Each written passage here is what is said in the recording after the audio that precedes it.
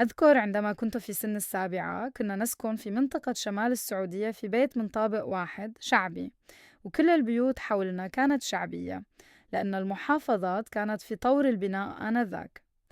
المهم كان لي أختان أكبر مني سنا وواحدة أصغر مني، كنت حينها في الصف الأول الابتدائي أو الثاني. لا أذكر على وجه الدقة، لكني أذكر بأن المدرسة كانت بعيدة عن المنزل مسافة كيلو ونصف بحسب قياساتي الآن.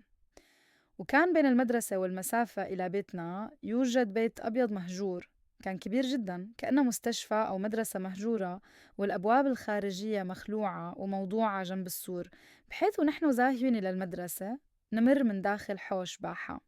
ذاك البيت كنا ندخل عن طريق الأبواب الكبيرة المخلوعة، ولما نعود من المدرسة نحل نفس الشي بالرغم من خوف أخواتي والطالبات، لكن كنا أطفال ولا نعي ما نفعله.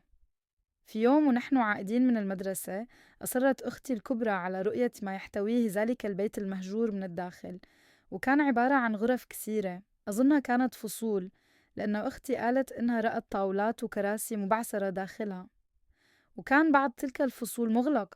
فدفع الفضول أختي إلى اختلاس النظر إلى إحدى تلك الغرف المغلقة من خلال خرم المفتاح، ورأت شيئا ما يتحرك في الداخل كأن أحدا يقترب من الباب ليفتحها. أذكر أنها صرخت فجأة صرخة مدوية واتت إلينا تركض وتطلب منا الهرب، وبدأ الجميع يركض وأنا أركض خلفهم وأبكي، فهم أكبر مني وسبقوني بأشواط. بعد تلك الحادثة بأسبوع أو أقل، عندما يأذن المغرب بالتحديد وعندما تكون أمي تصلي ونحن نلعب بالشارع، كان يمر رجل بهيئة شيخ كبير السن يرتدي ثوب غامق وفوقه جاكيتة رسة. لمدة أسبوع إنه يمر من نفس المكان وبنفس التوقيت، وكأنه يتربص فرصة.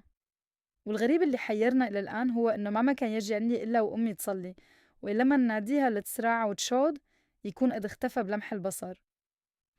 آخر مرة شاهدناه فيها كانت أمي تصلي ونحن كالعادة نلعب في الخارج، ومعنا أخي الأصغر وكان عمره بحدود سنتين. الرجل أتى يمشي نحونا، تركنا كلنا وذهب مباشرة نحو أختي ونحن نصرخ ونبكي وننادي على أمي.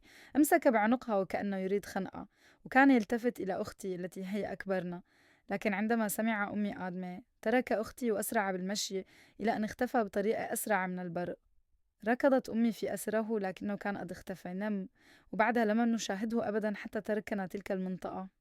لكن أختي التي أمسك بعنقها أخبرتنا أن عيناه كانتا مخيفتين، كأنما هناك لون غريب تحت جفونه. ورغم صغر سني آنذاك إلا أني لن أنسى أبدا ذاك الرعب الذي لم نجد تفسيرا حتى الآن. ولم يصدقنا أحد رغم أن كل أهل الحي يقولون أن تلك المنطقة يسكنها الجن. حتى أمي لم تصدقنا لأنه كان لا يأتي إلا وهي في صلاتها، وعندما نناديه يكون قد اختفى.